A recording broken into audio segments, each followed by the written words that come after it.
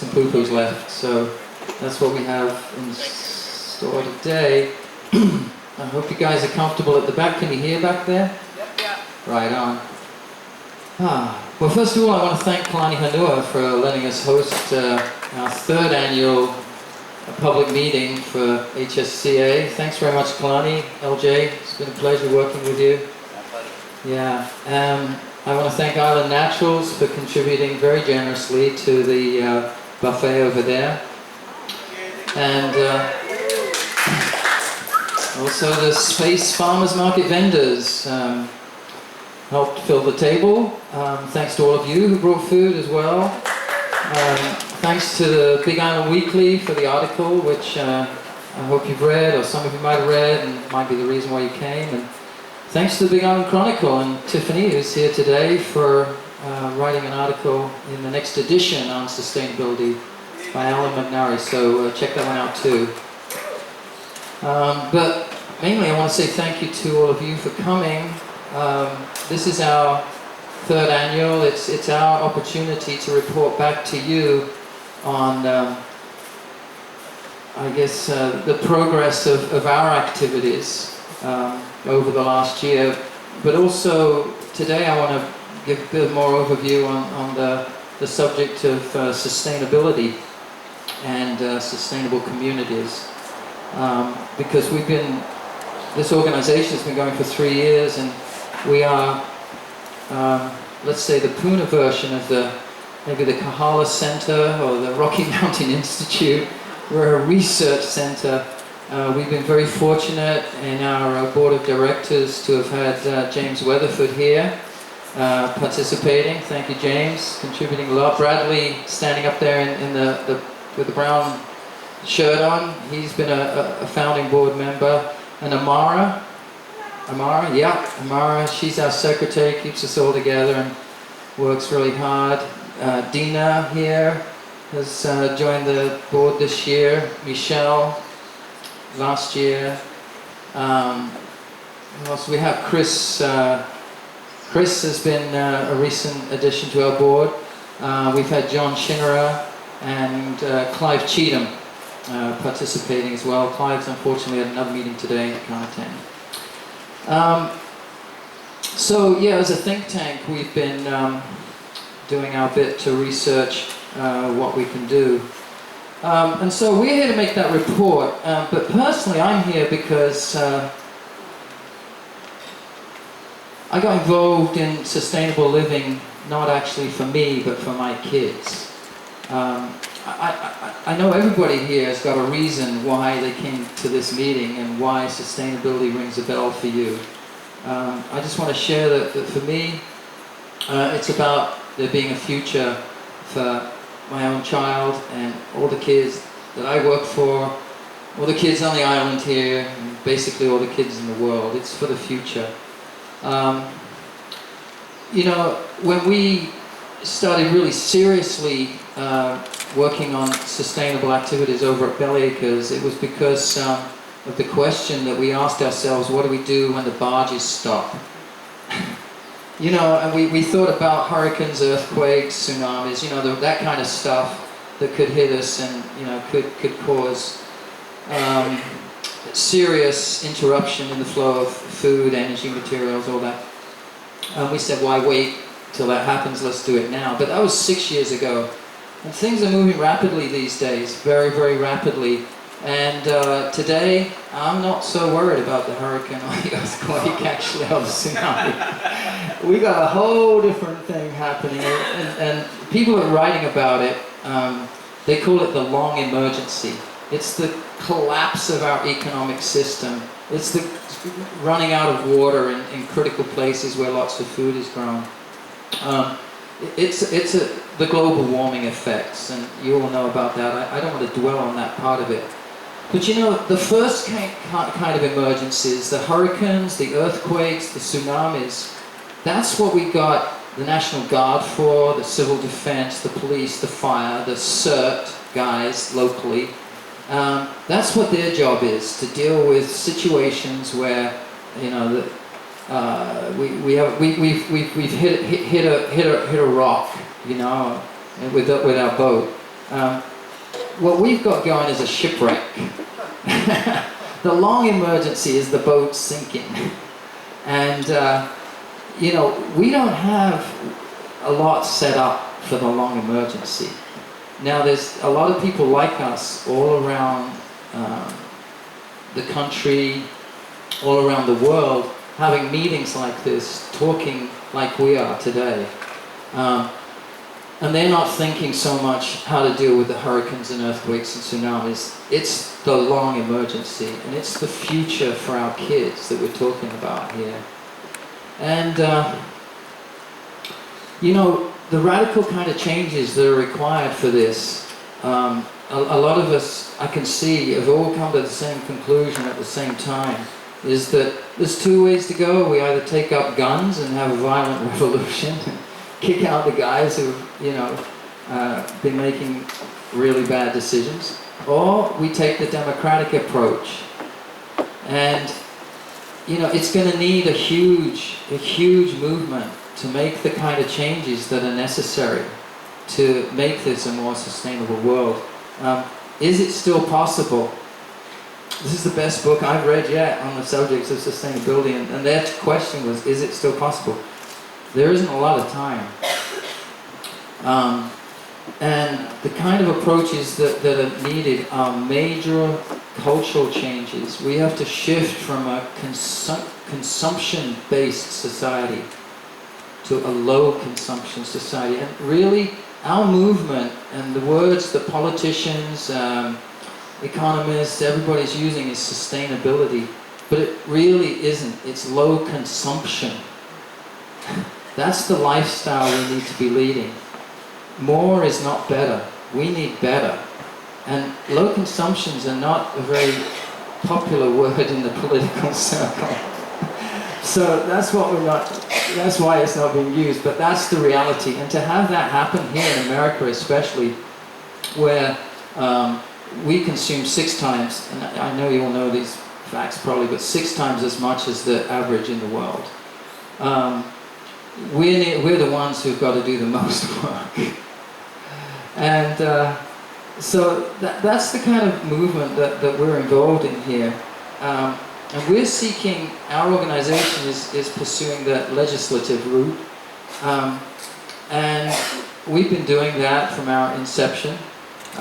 We believe that participation in the democratic process is our hope.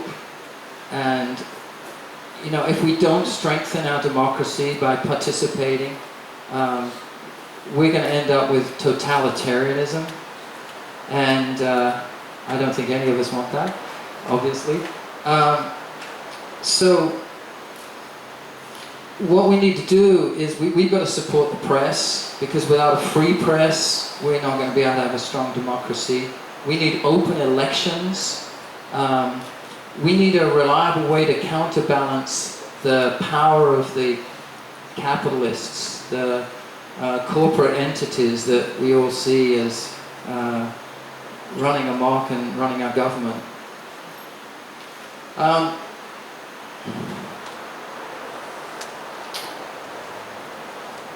So I read an interesting little section in this book, and it talked about how do we do this, you know. And they looked at missionaries. They looked at, this one writer looked at missionaries, how successful missionaries have been throughout the world in spreading their message, in spreading their, obtaining converts. They did it because they had a powerful vision that was timeless. They had beautiful stories. They had inspiring examples or exemplars. They had committed adherence to the message, and they promised immediate assistance with food, clothing, education, livelihoods, medical care, and community. And I think that's not a real bad model to follow. A vision, you know, beautiful stories, great examples of people who are doing a good job, you know, lots of food, schools, and community. You know, people, I had people walk up to me and talk story with me about sustainable living, And one of the most repeated things that I hear is that people need connection. Connection. What do they mean by that? Well, they don't necessarily mean a commune, but they might mean a good neighbor, a friendly neighbor, a friend, a group of friends. Community. Community. It means connection. And we are pursuing that in a way through legislation that will make a lot more community legal. Boy, I wasn't following my notes on that one, but anyway. I just want to finish, on positive things that are happening. We're pursuing the legislative route. In the county, we're pushing Zendo, to get this building code through. We worked on it for well over 2 years or so. I spoke to his office yesterday, and it's a bit bogged down. It's in the Department of Public Works. We have a petition going to try and kick their butts to get it moving, to get it heard before the county council. It's a popular thing, not just with those of us sitting here in this room, but with the whole island. I don't know why. Well, Bradley or other people that know more about politics could tell you why they don't want it to move. They just don't seem, open to changes unless we push them. But we need your help with that, with the petition. And if you ever get a chance to talk to Zendo, it isn't easy, but if you do, please remind him alternative building code. Over in the state, and of course there's things where the county have power and there's things where the state have power. In the state, we had a bill last year, the Sustainable Living Research Site Bill, HB 111, got all the way through the House, got bogged down in the Senate, and didn't get out of the Senate. So we're back in this year. We revised it in a couple of ways. Am I the one talking about this? I guess I am, yeah. Okay, so I'll tell you our bill, and we can, you can ask questions about this later. I don't want to ramble on too long here. Our bill that's going to be introduced this year in the state is available on our website. You can go look at it there. We're tweaking it a bit. Some of the ways, it's for ag land. I'll basically describe it to you. And it's about land use, permitted usage of land. We're asking for in ag land, which compromises 90-something% of the land on this island, but a very small percentage on Oahu.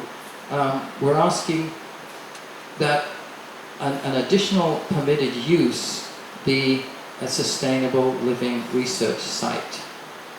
It would cover eco-villages, of which Bellyacres is one. It would also include anyone who had any acreage larger than 1 acre and smaller than 15, because that's all the county are allowed to permit, and the county would administer this. It would allow you to research sustainable living. If you wanted to build a composting toilet or try a grey water system that presently isn't to code, or to have more structures on your land than you can have presently as a farm, or just as a residence, it's one in Little Ohana. If you wanted to deviate from that for reasons of sustainable living, you could justify that to the planning department. Without having to have a special permit, they could allow that.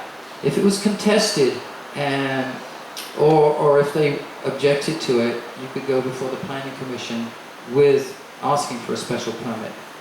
So we had some opposition last year from Oahu, and so we've introduced some wording into the Act, making this only applicable to counties less than 500,000 people, so that excludes Oahu. We also had a problem on Kauai in that they didn't quite understand it. They thought it was about building code, and it wasn't. And rather than educate them, we're just going to exclude them as well with a clause that says that it'll only apply to counties that have more than 100,000. So that leaves Maui and Hawaii. And unfortunately, this is how politics works here. And there are a lot of details for the bill, and you can read it, and I don't think I need to go over it here. We could answer questions on it later.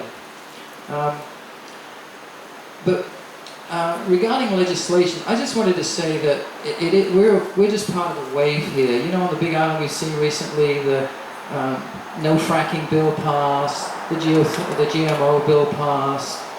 We're on a roll. We're on a roll. This is the way of the future.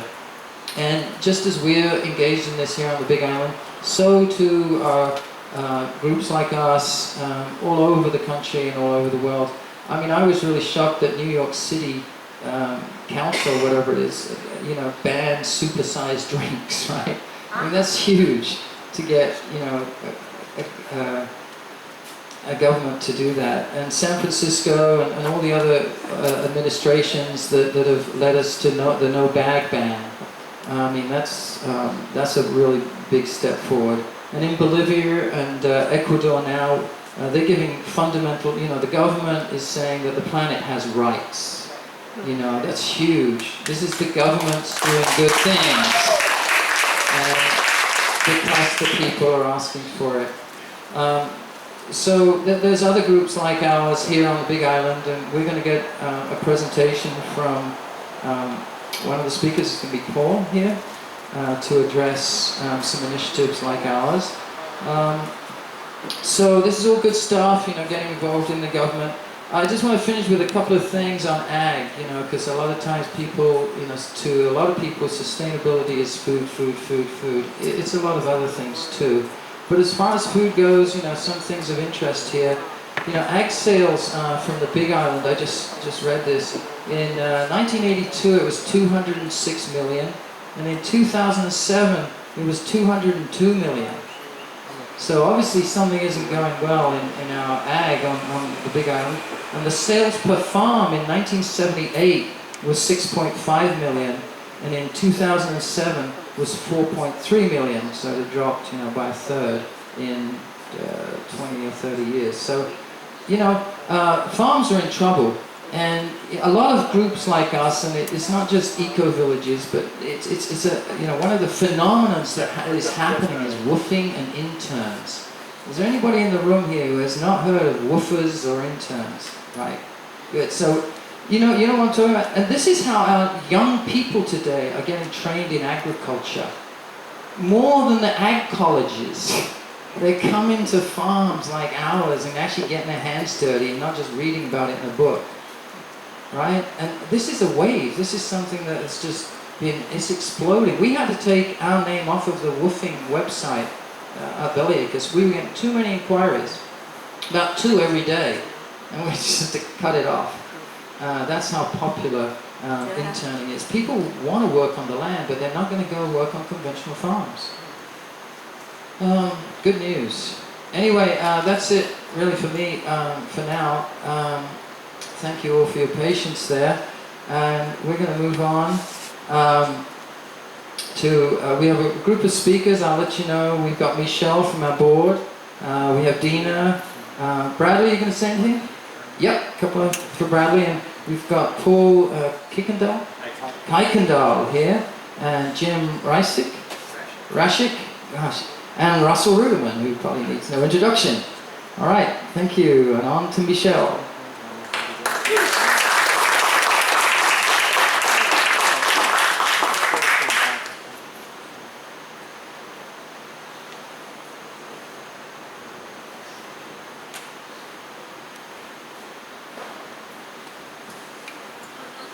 Hi everybody. I made these pretty flyers to put up that we've had technical difficulties, so I'm just going to tell you a little bit about what I do for this organization and a little bit about life in general. I'm a graduate student at Hawaii Pacific University, getting a master's in global leadership and sustainable development. And I guess I just want to basically say that Graham's right. Mass consumption is our way out.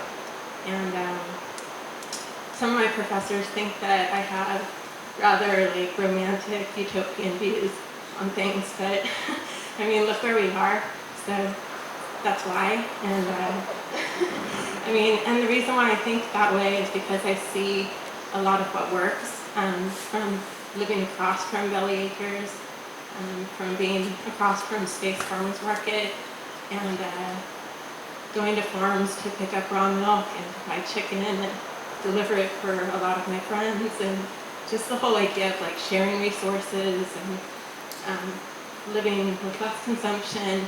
And I'd like to see more of that happening, and it already is, so it's really cool. So I was going to talk about fundraising and also about public relations, because I've kind of taken on this too. Well, we're all doing fundraising actually, and Amara has, she set up the t-shirt fundraising site, ordered the t-shirts and the bumper stickers, and so now we have that going for us. We've gotten individual donors through the website, and then also from our public meetings and other events that we go to. I have applied for 2 grants recently, the Flex grant and the Atherton Family Foundation grant through the Hawaii Community Foundation. I haven't heard about them yet, but we will soon. And we also applied for the People's Fund grant, and we didn't get it, but we're still kind of starting out, and I think they want to see a little more longevity before they give us a grant. But we're working on it and getting our name out there. As far as so for fundraising, we're trying, we're doing a lot, but the more money we have, the more we can do. And until we transition out of a money-based economy, we need your money. For PR, I send out information about our legislative bills and about meetings like this to newspapers and other publications. We email to our over 600 members, or 650 I think, and then to other environmental organizations. We also use our website and now Facebook more often to get the word out. And we're going to be working on building alliances, and Dean is going to talk to you more about that and the other outreach efforts that we're going to be working on. We set up at the Sustainability Expo at Leilani the past couple of years. We set up at Space now and have in the past, and we meet with local representatives like Russell and Zendo usually. And then we also have these public meetings and regular board meetings once a month. Maybe Dina will talk about it, but I'm not sure because we're not ready really. But we want to put together a conference or a summit, kind of mixing in academic viewpoints, maybe businesses that are involved, and then people from eco-villages, representatives, other people that are looking to build sustainable communities. And so, yeah, like a nice whole day long conference would be really cool. So we're going to try and maybe do something like that this coming year. And that's about it. Thank you very much. And I'll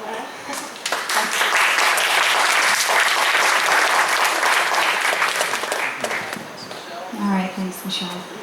Yeah, just to follow up on what she said, she's talking about a sustainability summit, which that's something that I would love to do, a kind of a vision I've had for over a year now since I joined the board. And so any thoughts or ideas on that, we would greatly appreciate. Yeah, for me, the reason why I'm on the board, I'm pretty new to community living, but I've always had a passion for it. I've always known that I was going to live in a community. I just didn't fully visualize what that was going to be, and I sort of made my own community by having 6 children. So, but now I realized, oh God, I need a village to help me raise these kids. So I ran away to the circus and landed in a really great place. And, yeah, and I'm looking around at all of you, and you're all friends and family, and I'm so happy to see you all here, our greater community. So for me, yeah, I'm always looking at ways to create connection as Graham said, it's about connection. And communication and outreach, those are kind of my specialties. And Graham and I have done, we tried to do a farmer's market tour. Kind of hard to do that with Graham, popular guy. But we're switching gears a little bit now and going to take a slightly different approach, which I'm going to talk about in just a minute. But before I do that, I want to talk to you about community, and because that's in our name, right? Community. And what is that? What does that mean? Well, when HSCA was first formed, it was a group of people who were in intentional communities that were coming together with concerns, because some people around here were getting turned in and getting fined, and or we were wanting to find a way to legalize their lifestyle, and and to share ideas, and resources and all of that. But community isn't just an intentional community, it's also about the greater community. It's about us in Pune.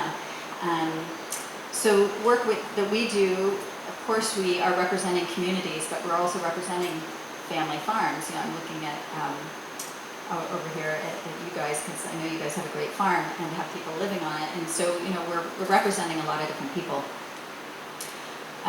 But we did Graham looked up on IC.org, which is Intentional Communities website, and pulled up a listing of all, and this is all of Hawaii, or it's not the Big Island?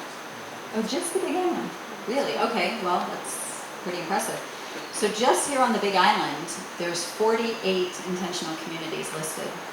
And I can tell you by looking over the list, not everybody's on here, because I know of people, I meet people all the time who say, oh yeah, we have an intentional community, or we're starting one, but not everybody's listed here. So on this list alone, there's 48. And of course, 30 of them, they identify themselves as, quote, forming or reforming. So I don't know really what that means, if it's just a concept in their mind, or they're actually doing, Cinderland is on here as forming, and I thought they were already formed, so I don't know why they're listed as forming, but the point is that there's a lot of communities out there, and we want to know what their concerns are. We want to know what, so that we as a alliance can better serve them. So I put together a survey, which I just finished today, and it's ready to go, and I would love to have everyone who's involved in a community, or if you have a farm, it could be a farm, a homestead, or a community. If you're interested in sharing information with us, it really helps us be able to represent you better.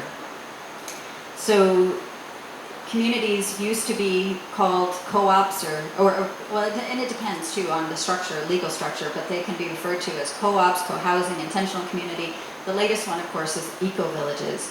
And there are some things that do kind of set or differentiate between those. But us as an organization, we came up with a buzzword, I guess, which we call sustainable community. So I'm going to share with you what we define that as, and this comes from our position paper. Is this available on our website? Okay, it's available on our website. You can find it in its completeness there, and also over on the table there. So what are the key features of a sustainable community?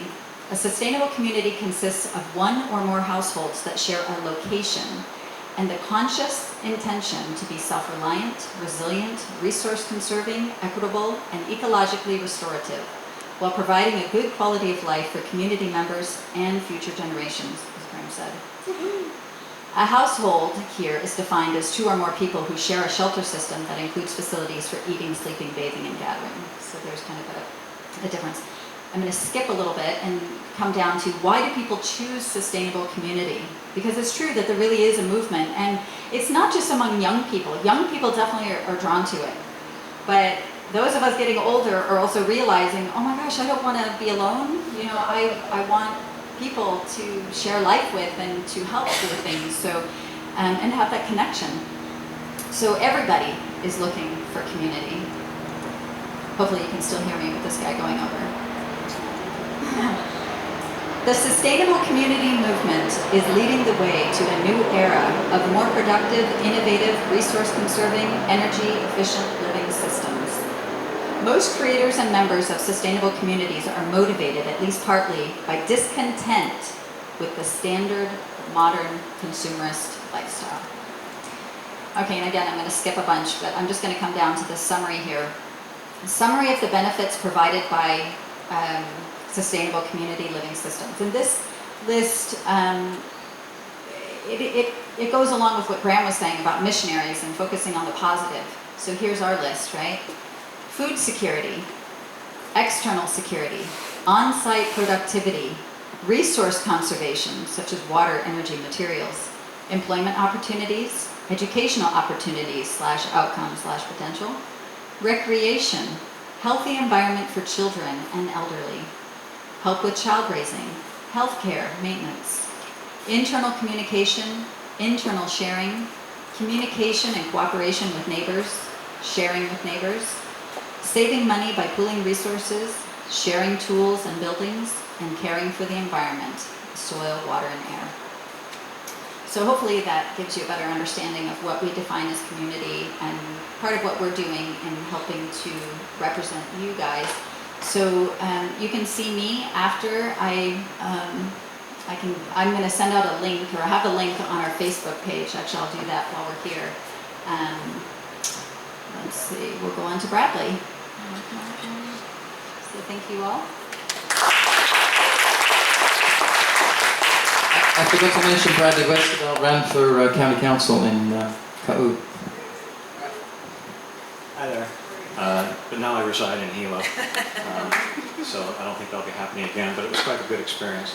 I got involved with this because my background is in architecture and design, and every community in the United States has, since the advent of the insurance industry, layered on ordinances and restrictions and making it more and more difficult for people to do what they want on their own property.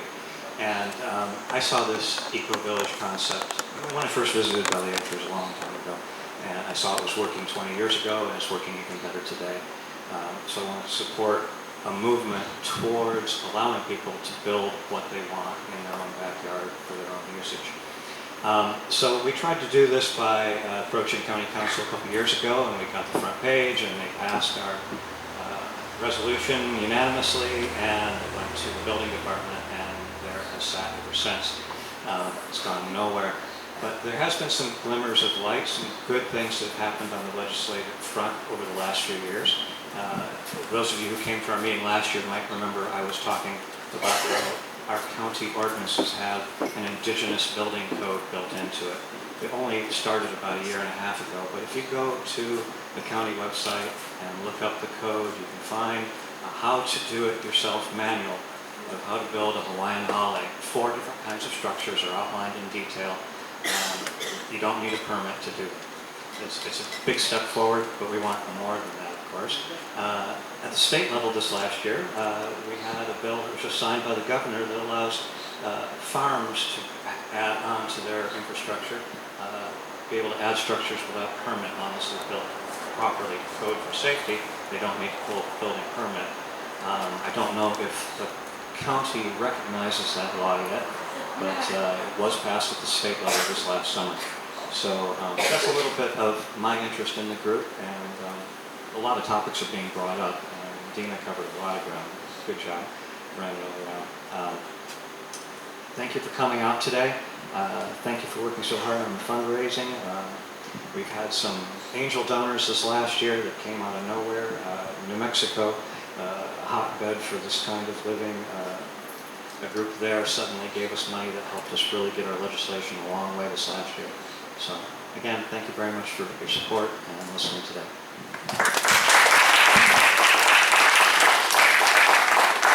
All right, thank you, Bradley. And we're going to go on to Paul. And Paul is a member of a number of organizations, but he wanted me to remind everyone that he's here in his personal capacity, and he's talking about some of the same things as us. Hi, I'm Paul Kuykendall. And Graham, you're right. We're all waking up at the same time, and we're all having the same dream, I think. I have a small farm over on Poawiki Road with my wife Suzanne, and like all of you, what I love about living here is just the weather, the trees that are on my land, the wild pigs, the ducks. I'm thinking of them as land tuna now. That you come by and there's food coming to visit me. You know, my dogs, the ohia, all that, those are all the things that I love. And when I think about sustainability, I think about sustaining what I love. And one of the things I love is this community. I really deeply appreciate how people in this room and others are stepping up to meet the challenges that are here. And there are challenges. We're hearing about plans for geothermal and industrial development. People want to build hydrogen plants.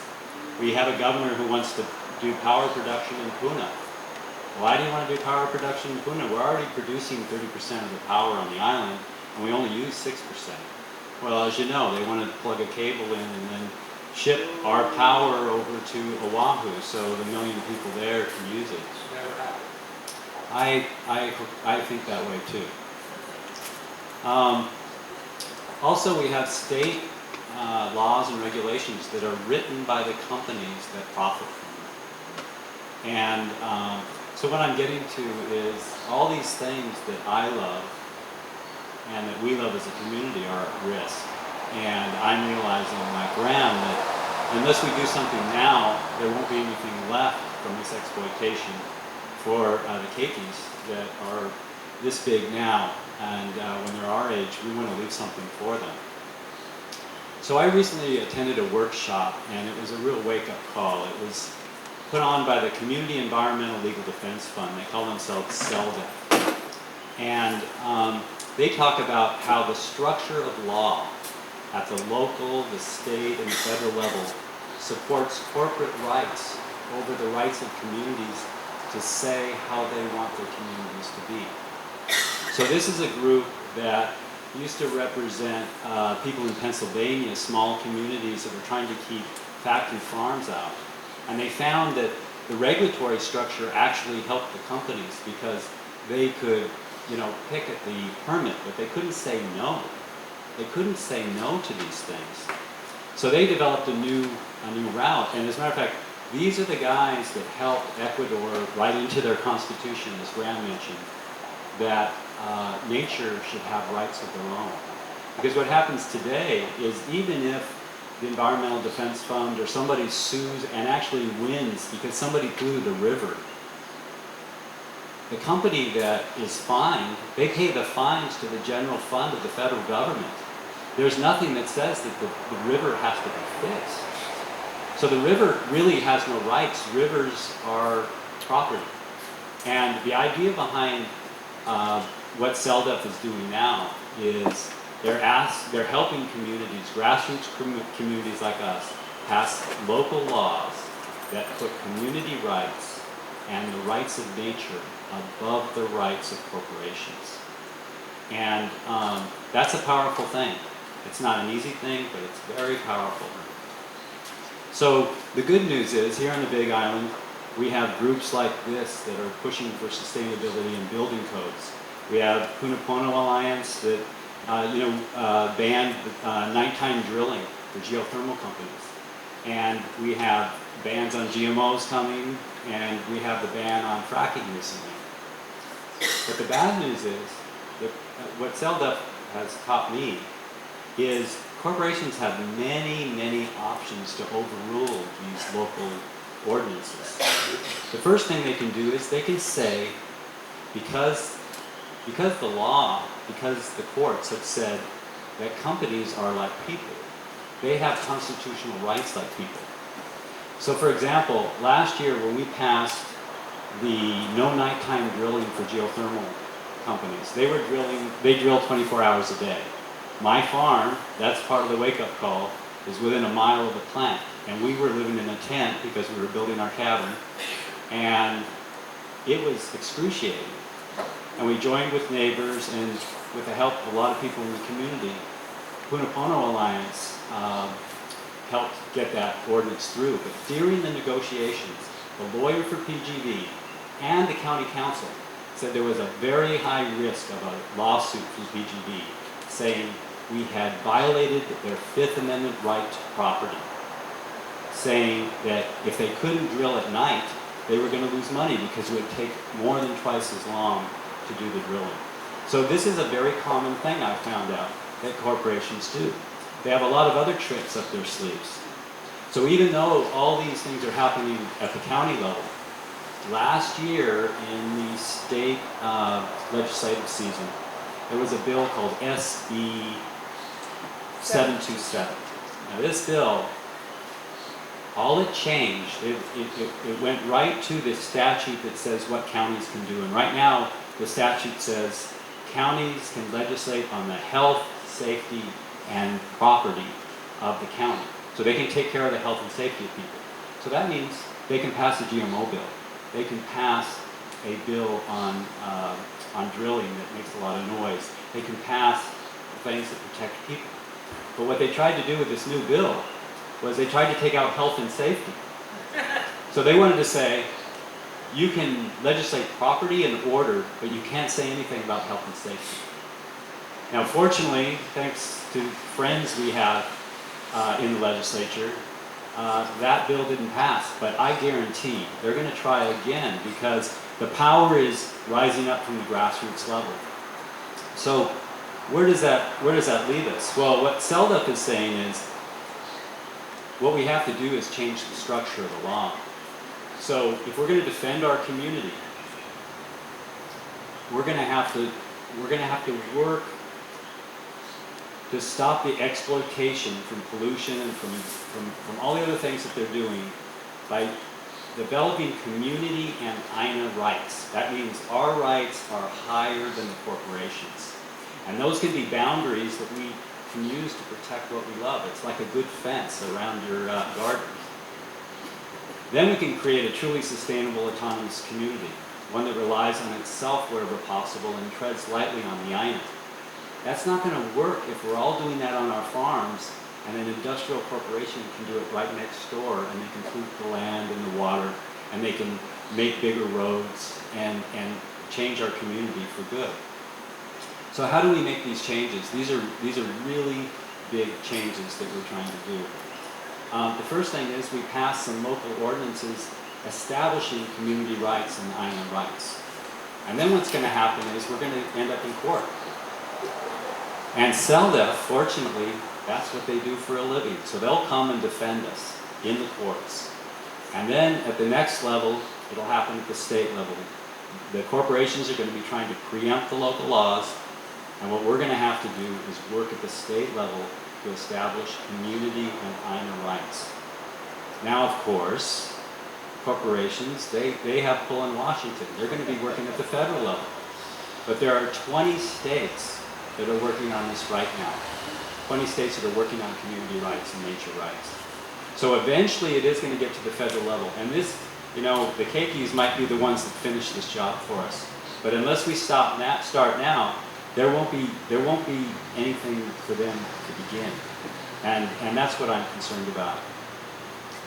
So this is a huge undertaking, and it's going to take a prolonged and organized effort. And I believe we need to do it to defend our community and the INA from these corporations. If we're going to have life in Puna, this is what it's going to take. Now, I just wanted to raise some avocados and some mangoes. And I'm realizing if I want to do that, I'm going to have to get more involved in community, as all the speakers today have been saying. So we just formed a new group, and I can't speak for that group because we're still deciding what we're going to do. But I can tell you this, we are committed. And I can also tell you this, our opposition to corporations, they have lots of resources. And the only way we're going to win is if every person in Puna, every person on the Big Island, and eventually all the people in Hawaii stand up and they make community rights more important than the rights of corporations to make money. Thank you.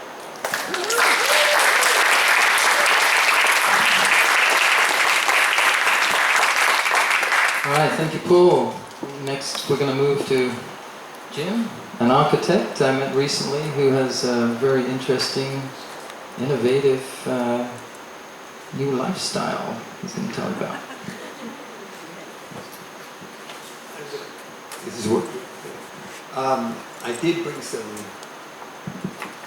audio, something to look at here, but have bit of technical difficulty. Matt said he would help us out, but I think we should I'll talk instead, is what I'll do. I'm happy to be here today, and I'm not as experienced a speaker as I'm sure everyone here. But I gotta say, I really agree with you. You've all said it very well, how I feel. I also have an architecture design background. I came to this side of the island about 10, 12 years ago, and have been designing and building since then. Designed about 100 houses, all custom, built a portion of those. Initially got into making designs were what I call distributed structures, where we have a main house, a bedroom, a garage, and on a small lot. This is nice. It's kind of in the theme of the old Hawaiian way to do it, at least the way I saw the thing. And then this recent downturn in the economy, as our building got much more rough, and ideas seem to be on the table. What to do next? How to deal with this? I come to my profession from very much a grassroots level, just working for people, making designs. Someone comes to me and says, "I want this floor plan, make it work for me." Try to put a roof over it, something like that. So, what's come up? Some of my clients have been from mainland Silicon Valley. They're talking about, is it a community or is it a household? I don't know, maybe it's somewhere in between. Experiments sort of maybe, I guess, happening in Berkeley, in the Bay Area, where a group of people will come together, or one person would come and purchase a warehouse or one of the big buildings in an industrial area in Oakland, for example. Change that into 3 living units, not 3 kitchens, 1 large kitchen, and then 3 separate units, kind of like a condo, kind of like a commune, I guess. I don't know. It's a little bit different living structure. Feels a lot like roommates to me. I didn't care for that myself. It's an interesting concept, though. And then the other thing that seems to be on deck is the idea that many people are retiring right now. Many people, the baby boomers, are retiring. And I'm also hearing that this area is expected to see a very large increase in population in the next 10 years. I suspect a lot of those retirees are going to try to come here. Are they going to build, they're going to be coming with their 401ks and then whatever they're cashing in on it.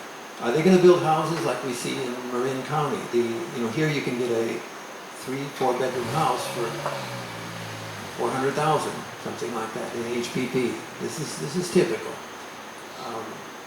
This is what they could move into. And do they really want this? Do they want to live in a big house by themselves? Or a lot of times it's single people retiring. Do they want roommates? No, I don't think so. So the idea is, can we approach this problem architecturally? What kind of structure could be had to deal with some of their desires? And what we come up with is, and I was going to show you some pictures of stuff that I built, and they're large holly-like modern buildings. A lot of them have a high ceiling. High ceilings seem to afford the sense of freedom inside. Like a high ceiling like this, screen around the outside. Very simple. It's a lanai. You can spend half of your life there if it's part of your home. A building such like that, attached is a large kitchen, easy to live with. For several people, can use the kitchen, easy to clean, and it's full of modern things.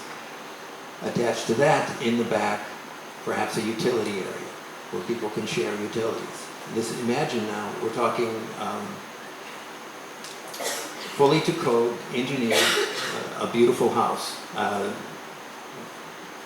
know how to do this. We've built quite a few high-end houses and the custom designs. In addition to this structure, we have outlined what we call them bedrooms. 3 is a good number, because then if you have to make a decision among your group, you have 3 cabins where individuals can live. Smaller cabins. There's no kitchens in these. They are technically bedrooms. People come together in the central hallway. I'm calling it a mini farm, if you will. There's a greenhouse there or something. We can fit all this on an acre. If the cabins surrounding are within 50 feet of the main structure, our present code will allow this. So this is a way of, I believe, crossing over between using what we've got on the table now to cross over between community and dwelling. Don't have to change the law, but if we can bring living situations like this online, then it seems to me we're making a step forward in changing the overall worldview of what's going on. I'd much rather see these mini communities, mini farms, say, for example, along the Red Road. I'm sure it's going to get built up here.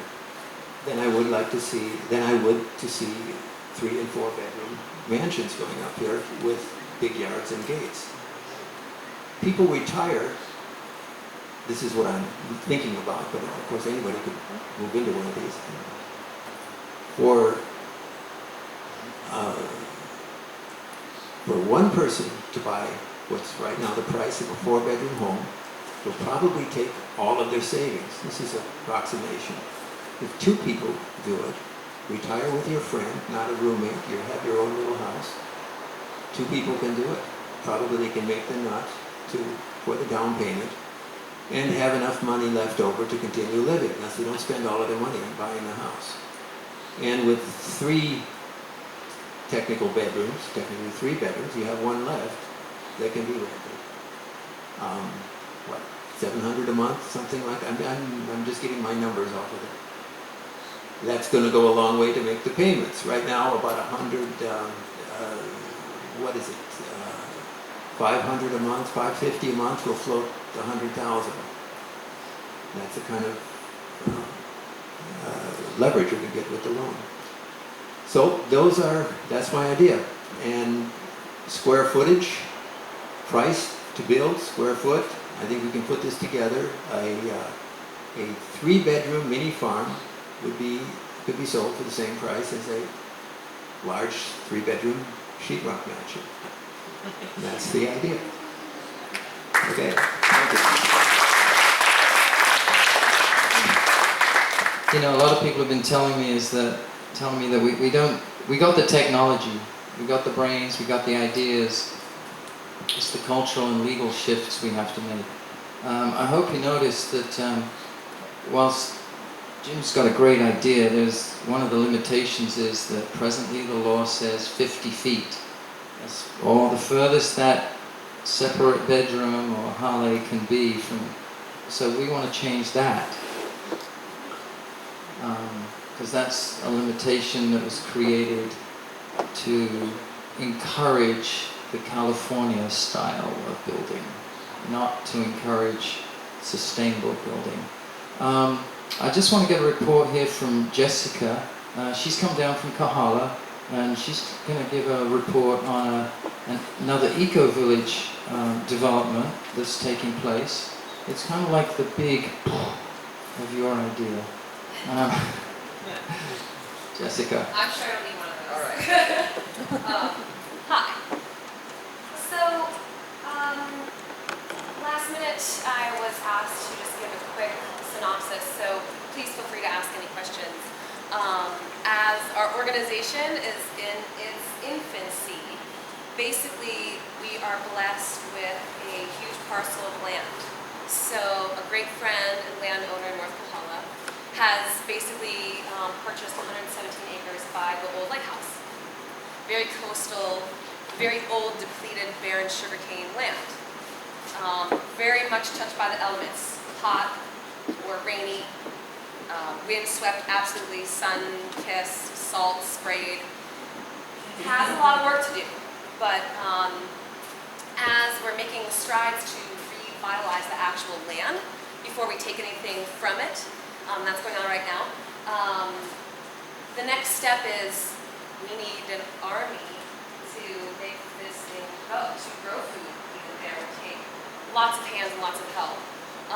And so how do we do that in North Kohala? It's something that I think is new to that area, the concept, and actually the land availability. The land actually came out of Surety Kohala Corporation, so the Sugarcane Corporation, and it took a lot of years to get that through land court. I believe my landowner bought the property about 12 years ago, and it's just now having the comfort to get to that process where we can actually put things on the property. So we have a small group of folks, farmers, engineers, architects, lawyers, who formed a board to help drive this organization. And we're definitely farmers without computers, so I wish I could just give you a website right now but for that project. But what we have right now is up front available a little leaflet that you can grab, and it has one of our project's websites on there. I'm also just willing to give you my phone number, so you can come talk to me afterwards, because that's the way to actually get hold of me. And if you want to come visit, that would be great too. But so our organization kind of came together and have very similar mission statement. I'm going to basically read it off the paper. So we're uniting as land stewards first, and trying to promote healthy living, craft beauty in a resilient landscape, so that we can offer educational models for alternative energy and alternative farming and alternative building. Through that, we hope to revitalize the land that we're on, encourage animal, plant, and human spirits to dance there, and definitely regenerate the land as well. We actually were blessed by the Kohala Center.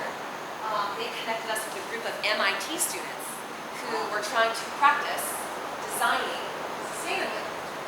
So they came to the land and played around with bamboo and how to actually make trusses and corners and things that would use code.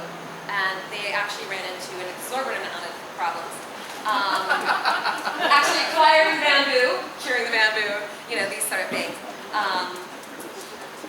I know, right? So the other group of MIT students that visited us actually were sent to the county. And they were here because they were trying to help understand the codes and if they could make any movement in changing things. They actually met with incredible resilience as well. And I don't know, I just think as humans sometimes, even though we all say change is inevitable, it's uncomfortable. So I just feel like the more we kind of get comfortable with changing our lifestyle, that might just combat, that's my hope. So moving forward, they left us with a very cool design, these MIT students.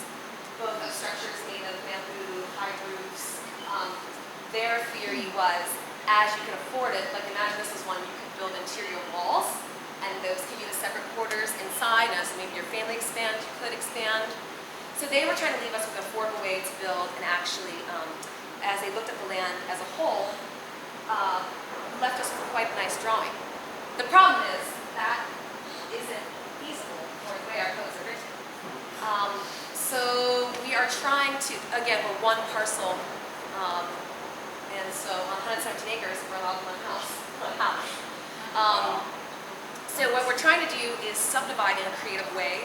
You might have heard of the PUDs. I'm actually not sure what that's short for. Thank you. And so that is going to leave us a little more flexibility. We're trying to investigate clustering the homes on 2 or 3 or 4 smaller parcels, and those would be 4 or 5 acres each, and then the rest of the land would be left for farming. And so our hope is to cluster the homes, and thereby you have your community space, you can share utilities, etc., have your gathering space, and then the rest of the land is available for animals, farming, community gathering, etc. One of the visions that they had was in a traditional subdivision model, we can chop that spot up into 5 20-acre parcels. And one of the visions they had would they radiate like a pie, and then all the homes would be clustered at the very smallest points. And then that way we could all be close together, and then the You know, before I kind of go on and lose that little nugget of information, I'm just going to stop myself from talking. But if anyone has any other questions or right now would like to maybe ask anything, feel those and or okay, at the end. Yes, but not so much about I'd just like to say how I connected with Jessica's project is by Googling Eco Villages Hawaii, and the name of it is It's Whale Watch Village. Whale Watch Village. Mostly Yeah. it's on the coast and the coast. Okay. So you notice once again in her presentation, Eco Village Hawaii, Whale Watch Village, but you can't do it legally. Okay, and there's two ways we go. You know, we try to, as Jessica described, and as Jim described, you know, okay, you pull the bedrooms into 50 feet, and in your case, you're subdividing to do, you know, that. And I just want to say that's been an approach forever in the county here. Is you look how you can get around the law, you know, to get what you want, you know. And what we're trying to do is change the laws so that eco-villages, so that communities like Jim is talking about can be legal. I mean, what's wrong with them? That's why we're taking this approach. We don't want to go just trying to bend the existing laws right now. Which is a good lead-in to our legislator here, the Right Honourable Senator Russell Ludeman.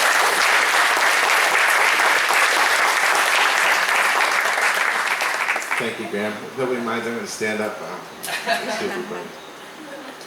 I'm Russell Ruderman. Some people know me as the guy from Island Naturals, but for the last year, I've also had a second hat to wear as state senator from Puna and Ka'u. So I'm just going to try to give some perspectives on the political aspect of this process and give some advice for what it's worth on how you might contact your legislators. I do want to thank Graham for inviting me to be part of it, and thank Kalani for hosting the event. Like everyone else, I have a little technological device here that I'm having a problem with. Some people call it a pad or a tablet. I call it a notebook. Unfortunately, I have a solution to the technical problem.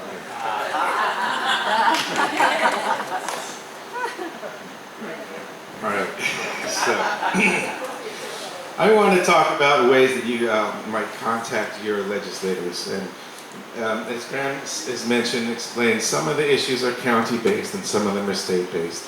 And I guess the first thing I would suggest is be clear about who you're writing about what issue. There's no point writing about a state issue to the county council person and vice versa. So target it correctly. I think that's really useful. I think it's also important to target it to, you know, there's two people you might target. One is your representative, your rep, senator, council member. The other is the people who are involved in this decision or in this bill that we're talking about. So a lot of times you want to write to everyone on a certain committee, even if they're not your legislator. As Graham and I were talking about earlier, the chair of a committee has a disproportionate amount of power. So be sure to include the chair and write to all the members of that committee. I want to urge you to give at the very top of your testimony, whether it's an email or letter or phone call, at the very top, give your name and your position. So that if somebody is just looking through 100 emails, they'll at least say the name of a real person, and it's yes on whatever, yes on Bill 117. And so if they don't get any further, they at least log that. The unpleasant reality is that sometimes we get over-bombarded with input and we're just tallying things. People just say, okay, we got 15 in favor of this and 7 opposed. And for some legislators, that's as far as it gets. So be very clear about that, which bill you're commenting on and what position you have on that bill. I also want to make sure you're aware of the difference between comments to your legislator, which can happen any time of the year, or testimony that's regarding a specific bill. If there's a specific bill before the county or the state, there will be a hearing notice, and then there's a window where testimony is taken. And that testimony ends up in front of every legislator at the time that the committee meets to make a decision. So there's two kinds of input you can make, and I want you to be aware of both of those. If the organizations here can tell all their members when a bill is being heard, that's a very good time to write to people. Even if you've written to them last year, write to them now as testimony on that specific bill. If you are that legislator's constituent, by that I mean you live in their district, it's crucial to say that. You know, it's very important. Let me, from my point of view, you know, I started off, I'm a new kid in town there, and at first I read every email, you know, and we read every letter. But eventually you cannot do that, physically cannot. And so it becomes very important who's a constituent, who's not. You know. And we are obliged to give serious consideration to any input from our constituents. So if you are their constituent, make sure to make that clear. If you're writing to your local council person, put your address down there. Give them your name. I live in, you know, Kalani Estates or whatever. I'm your constituent. That's very important information for them.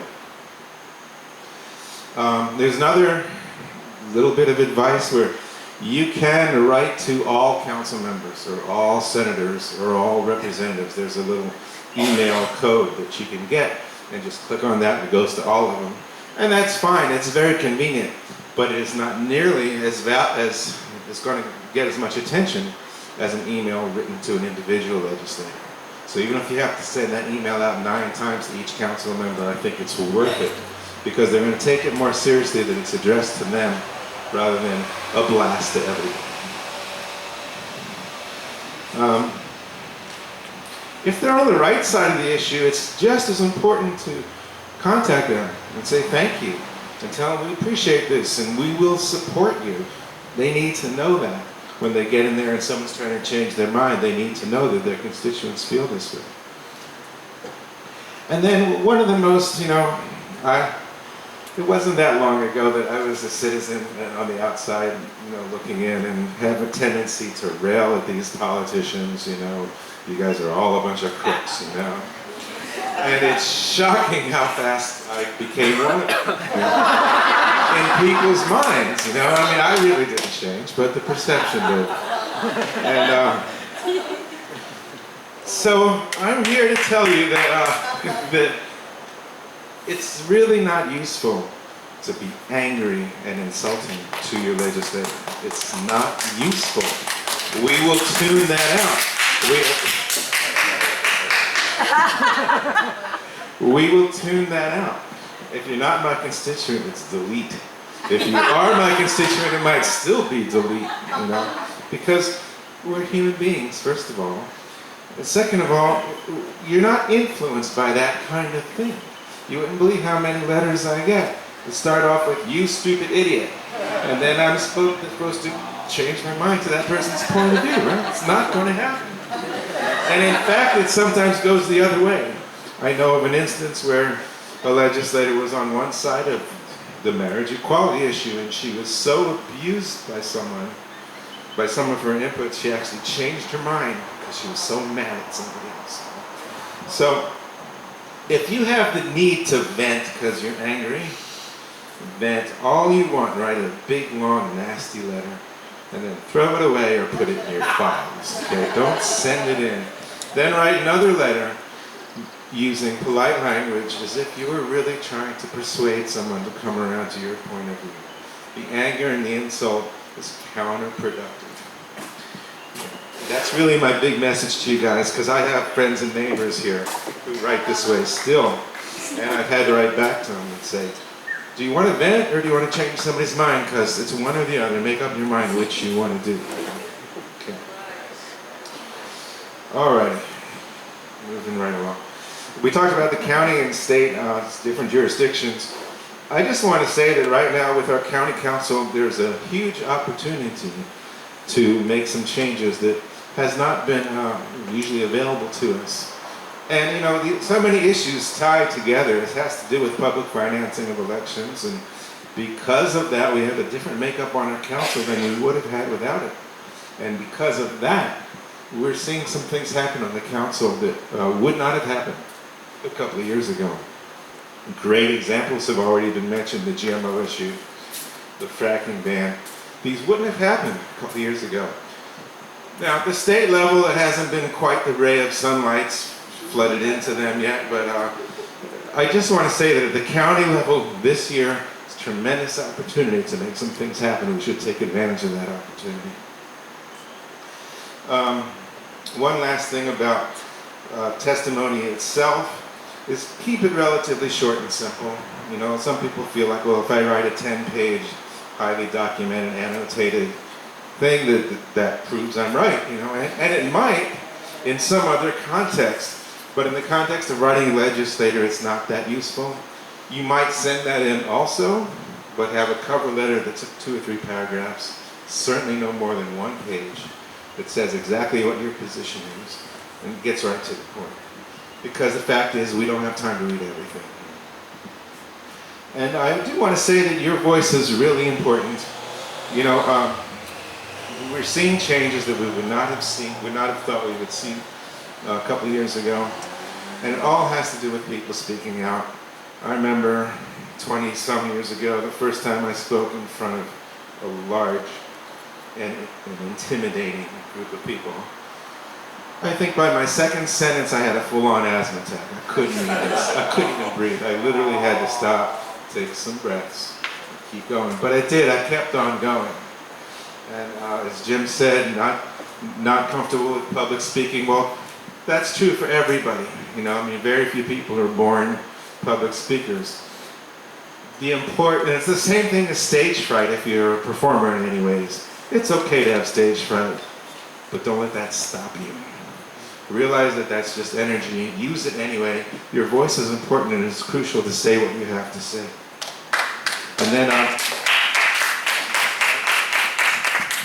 And then, you know, emails is the most convenient way to write to people. But I will say that a physical letter, counts perhaps more, and a phone call counts perhaps more. So don't limit it to just one. You might want to do all 3. But a physical letter we really have to deal with on a slightly different level than email. And it's valuable, especially to your own legislators, whether your constituents. Okay, I'm going to try to sum things up. I also have the problem of talking too much, which most politicians have. So, as Graham mentioned earlier, are we going to give the Democratic coach a chance to work? And I'm hopelessly naive and optimistic, and I'm in the process of giving the Democratic approach a chance to work. I'm trying it for myself. I'm encouraging you guys to keep working on that. So relate to your legislators, relate to them like you would a neighbor. They're a human being, you're a human being. Relate to them like that. Don't be intimidated by them, but don't think they're much lower than you either. Relate to them as a person. Believe in the possibility that positive change is possible. I mean, it is possible. We've seen some of these walls tumble lately.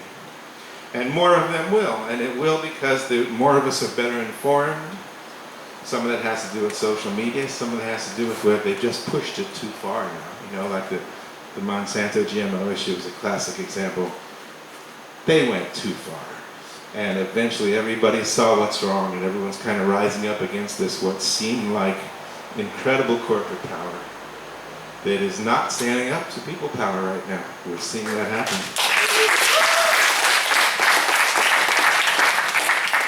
Sometimes defeats occur. I mean, you don't win them all, and sometimes it feels very discouraging, like we did last year with some of our bills. But a defeat is not the end of the game. It's just a setback. Think of it as a roadblock. If there is such a thing as a they, and I'm not sure if there is or not, but giving up is what they want you to do. They want you to give up and tune out and stop playing the game. Don't give up when there's a defeat or a setback. It's just a step along the way. And you know, the possibilities are really exciting. For example, day after tomorrow, we're going to begin a legislative session on marriage equality.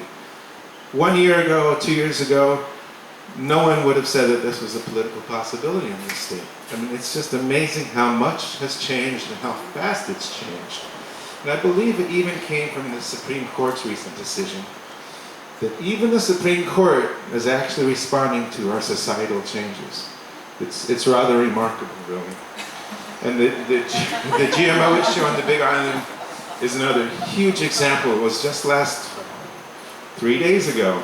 I was at an event with the Farm Bureau, and I wouldn't say rubbing elbows with, but I was in an elevator with some Monsanto guys, and at an event with them. And someone asked them, "What do you think about the Hawaii County GMO ordinance?" And the guy goes, "It's just lunacy." Lunacy, he said. He was just visibly disturbed by it. Yes. And I've learned to keep my mouth shut, but inside myself I was going, yes. So glad this guy is finally disturbed by what's happening. So change is possible, and your voice is crucial. Thank you very much.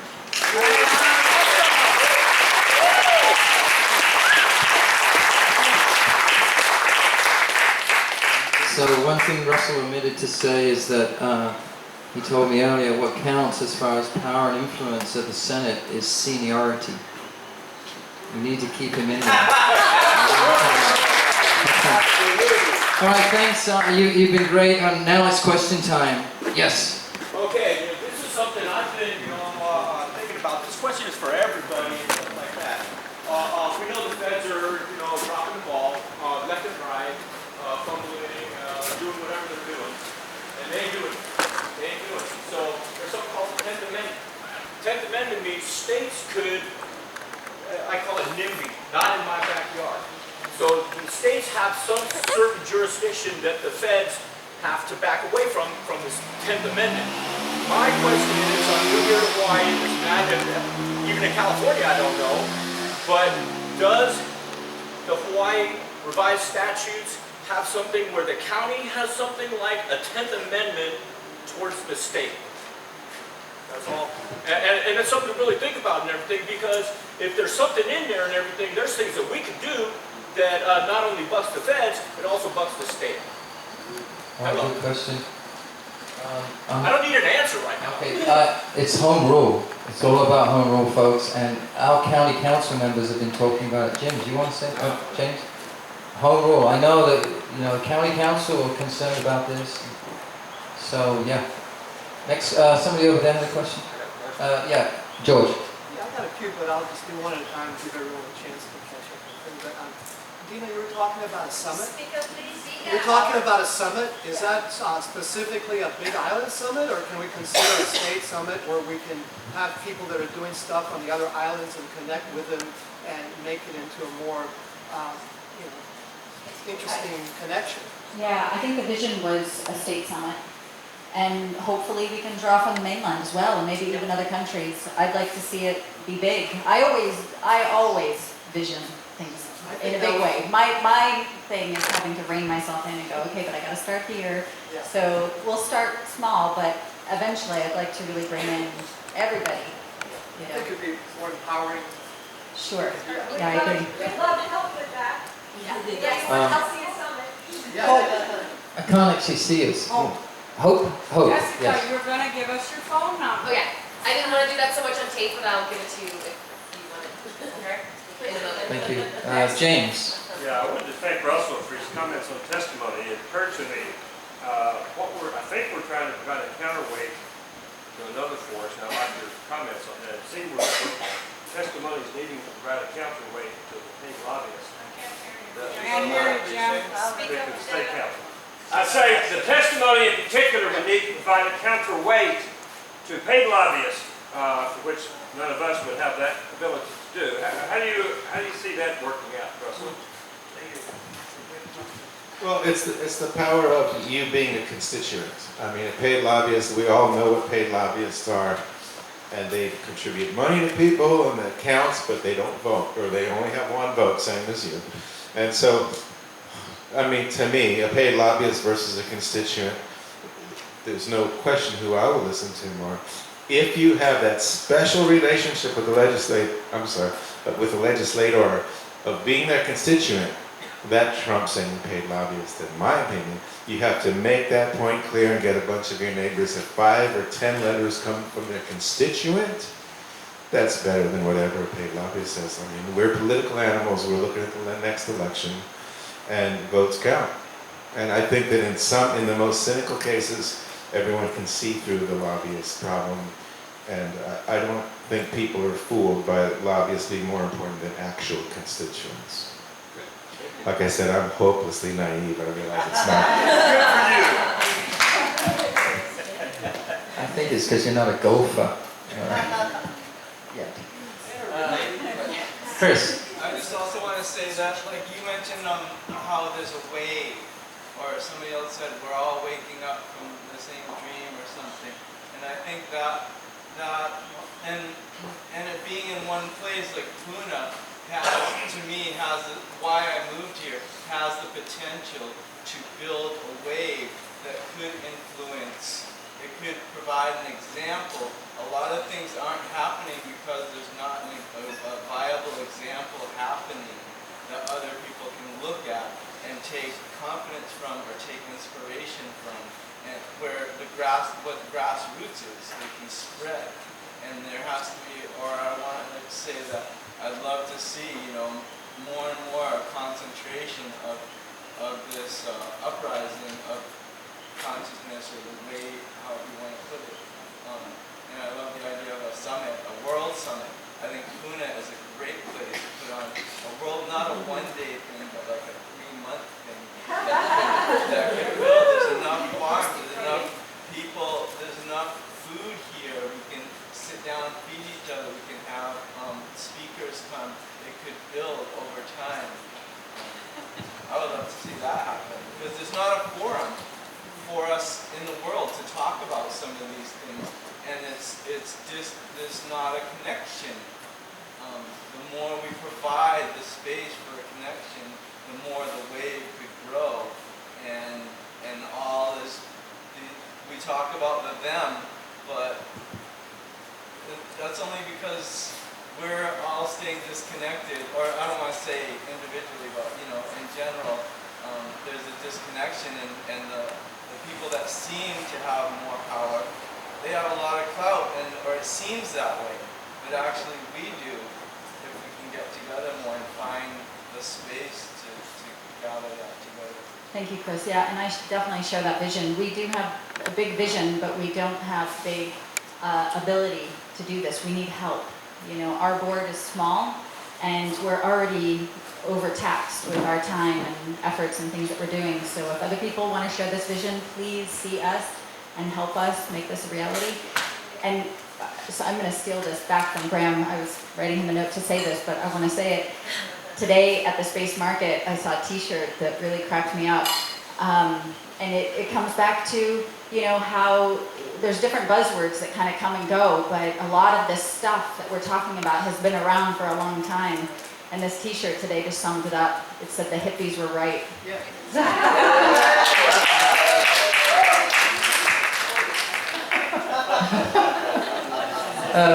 Elizabeth. Two things. Would you like the microphone? No. Two things real quick. One is to Jessica. Yes. You're talking about one vision of how to distribute housing is this, right? And I would say, consider that the land forms might be the basis of your decision. Absolutely. That's there, and it could dictate how you distribute the energy over the place. That's actually been the biggest deterrent into making this subdivision, because it doesn't fall with the contours of the land. And so it doesn't make sense. Yeah. Good. Okay. I agree. Cool. The other thing is, this weekend there has been a thing called a GMO mini summit, and it's online and by telephone conference, and it was Friday today, and it is tomorrow as well. And it's gmosummit.org, and they've got a crazy array of speakers, lots and lots of speakers. And what's happening, by the way, in terms of the summit that we might contemplate, is that it's two leaders doing interviews of all of these speakers, and then that is available to this much broader community by video. Much cheaper than recording everything. I just want to add that, yeah, in terms of low consumption, to be able to have a summit without jet travel that involves people around the world, that's the technology, we have that available. We need to change our culture so that we start using that technology. Robert. I've got a question about GMOs and what we can do. I mean, I purchased this property a mile away from here, and I've got 800 acres of GMO papayas behind me. Can we pass a law that stipulates, and this is Bishop land, this is Kamehameha School District, they support sustainability. Can we pass a law that says if you're gonna lease land, huge parcels, like these 800-acre parcels, that you have to give neighboring property owners an opportunity to actually lease it? Because that to me would change a lot of Lower Puna, is if we can get the land out of these big GMO papaya fields and actually turn it into something, because right now they lease it for less than $100 an acre per year, which a lot of people don't realize. It's less than $100 per acre per year is what GMO farmers are paying for this land. And if they were required a year before the lease comes up, if they were required at least a year before to give that option to neighboring property owners and actually put in not just the sustainability of the economics of it, but actually say what's actually going to be sustainable for the long term. Can we plant coconuts? Can we plant mangoes? Can we plant food that's really going to feed us? Can we have goat forage land? I'm interested, I want to lease 100, 200 acres, and can we do a sustainability project where we can say, hey, you know what, if we're gonna do goat foraging, let the weed trees grow up, and then turn it into a goat dairy, because that's really going to be our food for the long run. So I'm just interested, can we do something legally with these large property owners? And as we know, Kamehameha and Bishop are the largest landowners in the state. Thank you. I have a little answer to that. Chris has an answer. Years ago, we were having meetings down in Papaya Farm Road. It was about stopping the paving of the Wawa Road, and we had, is it Peter Simmons, who's a big Asset director for Cam Schools. with Bishop Estates? Yes. And so at that time, they had just bulldozed 300 acres of native Hawaiian forest down in Wawa for GMO papaya, and they were leasing for $1 an acre a year. And we brought that up to him, and he started sweating, and he was like, well, if you guys want to do that, come up with a proposal, and we'll give that to you, because it's, anyway, yeah. Here's So, $300. so right, to his face, that was his answer to us. And to my knowledge, nobody came up with a proposal to him to actually do it. But that was his answer when we asked him that. And so you also might want to talk to one of the county council members who are writing legislation on GMO. Mark. Yes. Hi everybody, my name is Mark Campbell. I'm a recent arrived from the islands. Anybody see me on the street, please stop me and say hello, because I don't really know anybody yet. I worked for the Department of the Environment in Canada for 25 years, so I can probably not Here we go. sorry. Canada. Sure. Yeah, I worked for the Department of Environment in Canada for about 25 years. I'm on a bit of a sabbatical right now. So I could spend hours talking to each and every one of you. I've got lots of things that have tweaked, and I'd like to talk to you, and I'd like to talk to you. So I have just one comment and one question. The comment spools off something you said about the different layers of legislation that will have to be tackled. It's an FYI. You might have to think at the international level.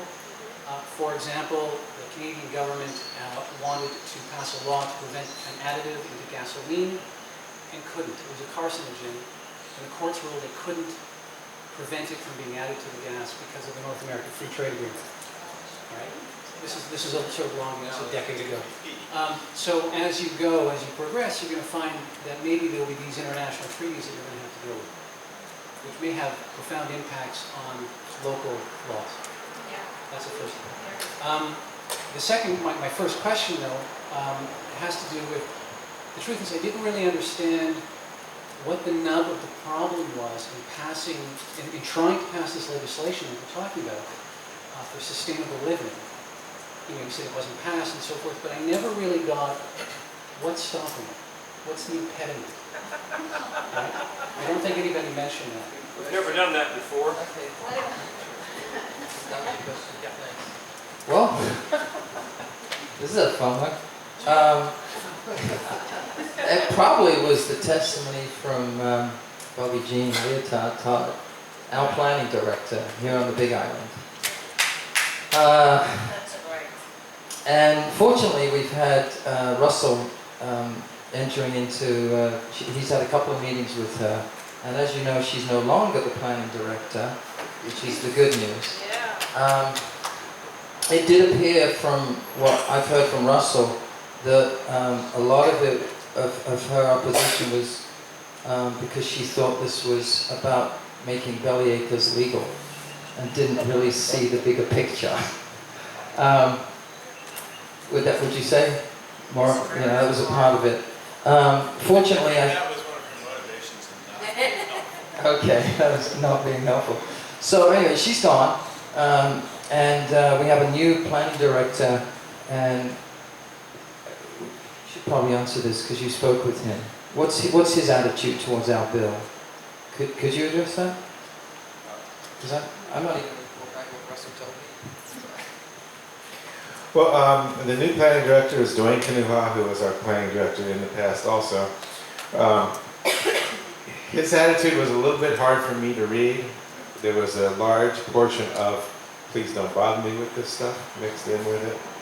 But his advice was create a new county category of recorded but not permitted houses.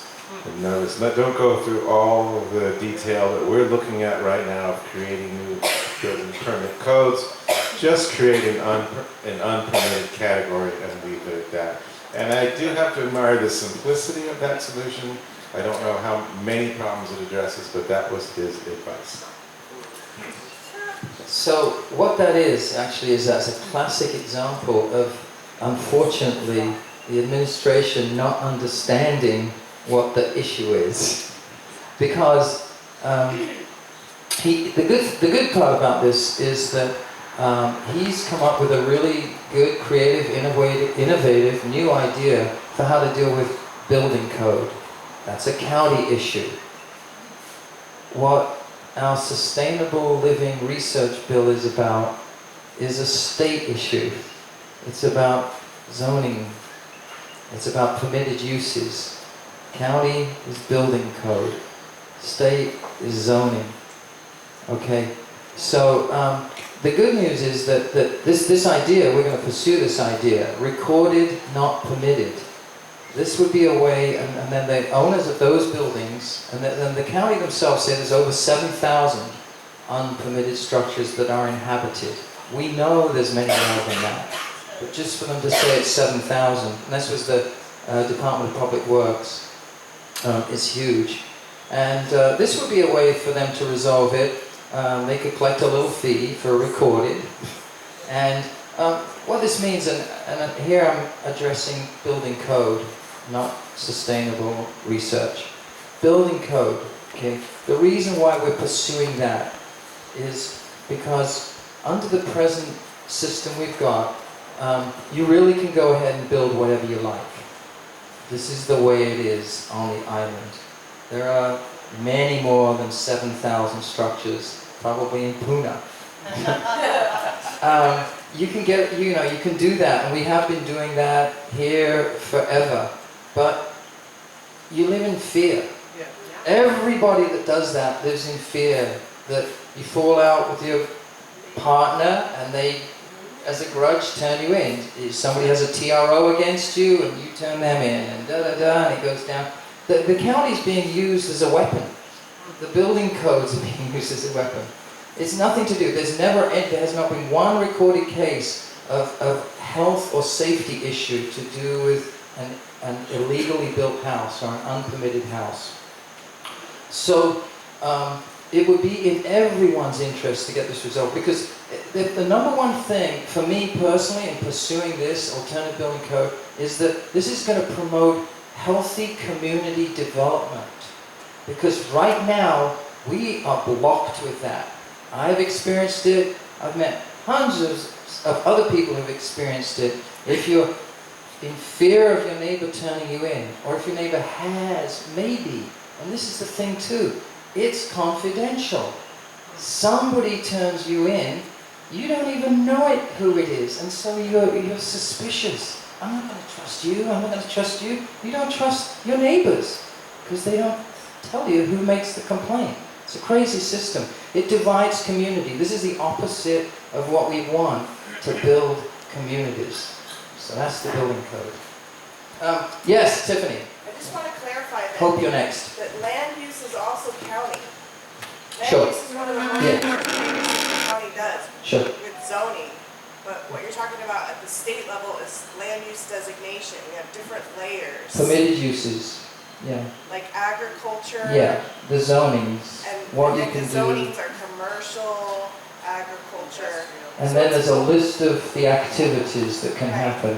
So it's not just the building code that the county deals with. Well, the planning department deals with land use as well. yeah, thanks. But everything else you said was accurate. This is it's a little complicated. And I actually called yesterday to the planning department so that I could speak to this. Okay, so the state passes the zoning laws and the county adopts them. It can amend them too, but it can't add permitted uses.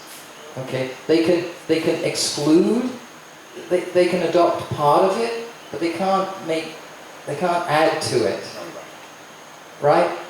So that's the difference between HRS 205 and Chapter 25. Chapter 25 is the Hawaii County law. Okay, so that's why we have to go to the state. Hope and then George. I live in one of those 7,000 unpermitted shacks. I love my shack. We forgot to talk about insurance, folks. If I went and got insurance, which no mainland insurance will touch it, Lloyd's of London will for $2,500 a year, because I live in Lava Zone 1. We didn't talk about insurance. Okay, I can turn you on to that. You don't have to live in a permitted house to get your house insured. It costs a lot of money in Lava Zone. It costs a lot of money, but yeah. Graham, you mentioned earlier that we're looking at anything between 1 acre and 15 acres. What happens after 15 acres? Is there another? Yeah, that's simple, and that's because the county only has jurisdiction to. You see, the law that we want to get passed will be passed by the state, but it will be administered by the county. And this is part of our problem, is that it's more work for them, and they don't want this work. This is what why Dwayne had that attitude. This would be, another thing they have to regulate. But we're telling them, well, make it easy. They've actually written, one thing Russell didn't mention, and there was a question here, why did it happen? What Dwayne wanted us to do was write the administrative rules to go along with our build. Maybe I should talk to Barbara about that. But that's what Dwayne asked us to do. He said it would be a lot easier if we wrote the rules. And then they could either adopt them or change them, but it would be less work for them. Yes.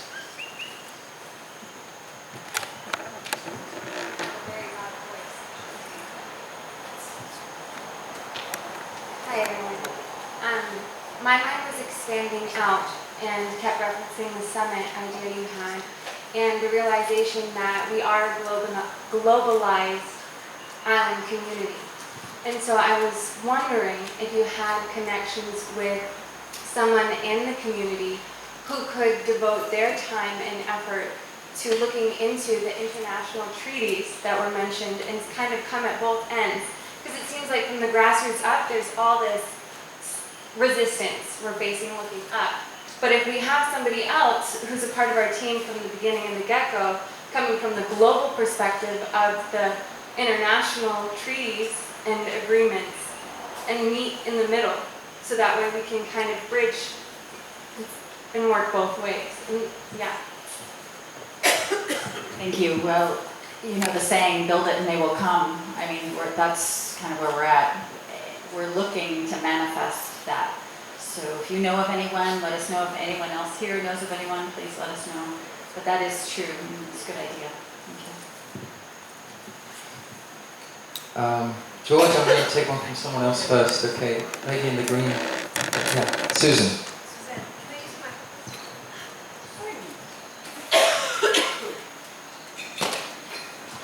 Thank you. So I hope this isn't seen as inappropriate, but there's talk about permitted uses and local ordinances, and I just wanted to make people aware that I'm doing some work trying to get an ordinance passed at the county level, because with agriculturally zoned lands, one of the permitted uses is industrial. And we know that basically from living next to PGV. There's a lot of noise associated with industrial facilities. And right now, because it's in agricultural zone of land, there's very little protection for the neighbors on noise levels. So the reason I wanted to bring it up now is because I hope in the near future we'll have something coming at county level that will force any industrial developments that are coming into agricultural zoned lands with residences nearby, for them to actually meet the local, the state levels for, the noise levels for residential areas. And I think this is actually very important, because you can have a farm in your agriculturally zoned land, and right next door to you a factory, a geothermal plant, some other industry associated with it could come in, and you will have very little protection against the noise. So I'd like to encourage you that when this comes up, and I hope that it will, we'll be able to get some support to get that passed through at the local level. I wonder if you're just finding that to be true because it's left over from sugarcane era zoning, or you know what I mean? Were you going to address that, or do you have another question? Okay, let me just address that one. Okay, so this is a zoning issue about subdivisions. I mean, I'm assuming everybody here knows that subdivisions are zoned ag out here. Okay, so what that means is if everything's zoned ag, see, this was the scam back in the 60s. There's a great book written about this. When the subdivisions were made, in order for them to be zoned residential, they had to have county water and county roads and lighting and all that stuff. Everything they put in down here for the Kalani subdivision. But they didn't want to do that. So they took, they gave the developers permits to do it on ag land, subdivisions, 1/5 of an acre lots in Seaview. It should be residential. It is not residential, it's ag, which means decibel level is 70, 24 hours of the day. They don't have a noise abatement or noise level of a residential area. That's one of the big problems. Okay. Man in blue. Yeah. The question was, when you're asking for an advisor, / consultant, maybe lawyer, or anything that could help make the wording of what you're trying to do, were you specifically regarding an international person that works in sustainability or GMO? Trade agreements she was talking about. International trade agreements. Yeah. So being aware of the law and regulations imposed upon us are important. And as I've been listening and witnessing and having my own life experiences, I do face a lot of resistance, but there's a large part of me that doesn't know what can come about being aware of what's happening internationally with agreements between nations. And my thought was if there was this person in our local community that is familiar with the laws and the relations and international relations that could aid in helping us get the bigger picture. And I see how Hawaii has a global community. We come from all over the world, and that has a big impact. And if we have somebody who's a part of this team that is able to bring together, it's a globalized world. We need to really, well, from my perspective, I would really like to start knowing what are all the other nations doing and creating in agreements with our nation, and how does that affect how we can move. And sometimes what our government's doing to us is affecting other nations, but they don't have any way to support us. But if we can have connections from our grassroots level and can reach out to these nations and say, hey, we're trying to get this accomplished, we see you're getting it accomplished in your nation, and that nation, how can you guys help us down here? And then we know the laws, and we can start looking at it from above and below, and then kind of squish them, like squishing them into a small place. Like, we've got a wave of support from other nations because they're already ahead of the game, and we've got the wave or the undercurrent of us, American citizens, who are trying to do our best in a country that has become what it is today.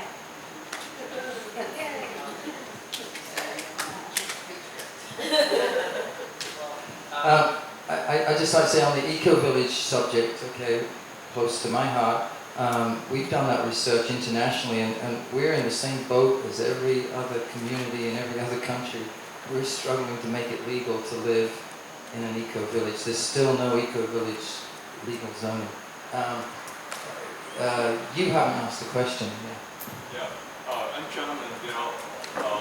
Three of us purchased an acre up in Eden Rock by Mountain View over a year ago, and it had a little cabin on it. I've been building another one, and then I built an addition to that, and I'm in the process of building an addition to that. I went to the buildings and code, and they told me that as long as it was under 600 square feet, and as long as I didn't have any form of electricity in it, and if I didn't have running water, I could get by without a building permit. It's on agricultural property. And I would like to get solar on our cabin or our three-room home, and someday I'd like to have running water. Will I have trouble if I do that, or? Yeah, you don't have trouble unless your neighbor or somebody turns you in. You'll be along with the 10 or 12,000, 15,000 others. Thank you. All right. Okay, I want to wrap this up. One more question, George. This is it. It's point to Paul, but you answered it a little bit, and Susan mentioned it a little bit. You mentioned that organization that I went to the meeting of that was talking about regaining grassroots community rights and stuff. And you brought up the fact that a corporation now has their own idea of Fifth Amendment rights. So consequently, if they are an individual, and after 10 p.m. they're making the same kind of noise any other individual that would get busted by the cops, can't we return back the idea and say, okay, you're an individual, you're a geothermal plant, it's 1 o'clock in the morning, and you're making way too much noise, we're going to call the police and close you down. Why doesn't it work both ways? Well, I'll just tell you my simple answer. If you have a barking dog and it's bothering your neighbor, it's easy for them to cite you for it. They now have an ordinance for that. But unfortunately, you talk about land use. You can't do an eco-village anywhere in Hawaii, on ag land or anywhere. But you can put a geothermal plant in any category of place in Hawaii. That's number one. And number two, the corporations are working very hard to make sure there are no regulations at this level. I was so ticked at the noise from PG&E, I called the state inspector and I said, 70 dB and it's an average. You could shoot rockets and still meet that average. I asked him a question, I said, have you ever had a complaint that stuck at 70 dB average? And he said, no one ever complains. So it's an example that the regulations are written to support corporations. That's why we have to change the structure of the law so we can actually have an impact on the regulations. That's my take on it. Yeah. Thanks. Okay, we're going to wrap this up. Last couple of comments from Russell. Just wanted to say a couple of things I forgot to say earlier, and Chris, you reminded me of something here. That Pune is a remarkably special place, you know, and we don't see it sometimes because we live here, you know, but it really is, in terms of creativity, alternative lifestyles, coming up with new ideas. It's a remarkable place. When I'm over there, I sometimes keep in my pocket this feeling that Pele is my constituent, you know. I have this secret hidden power that nobody else has. I don't say it often because most people don't understand it, but I know it, I feel it. And what you said is very true. Pune has a role to play in bringing the world forward. This is where we're creating new land, new earth. And so we should be empowered by that knowledge, and not be fearful and not be afraid to go forward. And I just also wanted to say, you know, in terms of citizenship and being involved in changing the world, I admire Graham so much. Ironically, I say this ironically a little bit, he's actually the best American citizen that I know. And I just wanted to say we all need to take that example of be involved, go out there and fix what's wrong. Don't just hide and hope they don't come for us. Let's go out there and fix what's wrong. This is our world and we have a role to play in it.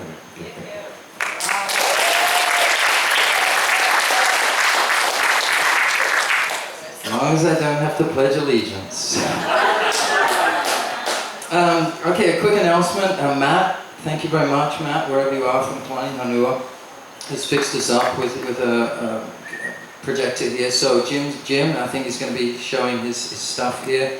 I wanted to say, just in wrapping up, thanks for everybody for coming. I hope you've learned something, connected with somebody, and I hope you'll be there for us with our bill and with all the bills, all the law changes that are going through and happening right now. And remember what Russell said, letters are best, phone calls next. Testimonials on emails are okay, but going on a march is really the way that big changes have happened, and we're going to need some big changes. And you know, that's what happened. That's what stopped the Vietnam War. That's what gave civil rights. That's what it's going to take. So when that happens, please be there with us and keep up that support. Thanks everybody. There's poo-poos over here, and please sign up on our email membership list if you haven't. Just want to say that we have a limited supply of t-shirts today. We'd love it if you buy one. If you don't want a t-shirt, get one for somebody else. It's almost the holidays. And if you really don't want to buy a t-shirt, we'd love to have just donations. Because we really need some punch to move forward, to really make stuff happen. We did set it up on our t-shirt campaign online to have tank tops. So if you'd rather have a tank top, you can go online and get one. Right now we just have the ones with sleeves. Thanks. Oh, plants, yes. You want some plants? I got some seedlings over there. You can take them. Those are, yeah. You can have donations. You can take them. We appreciate any donations. Food, plants, yeah, help yourself. Thanks.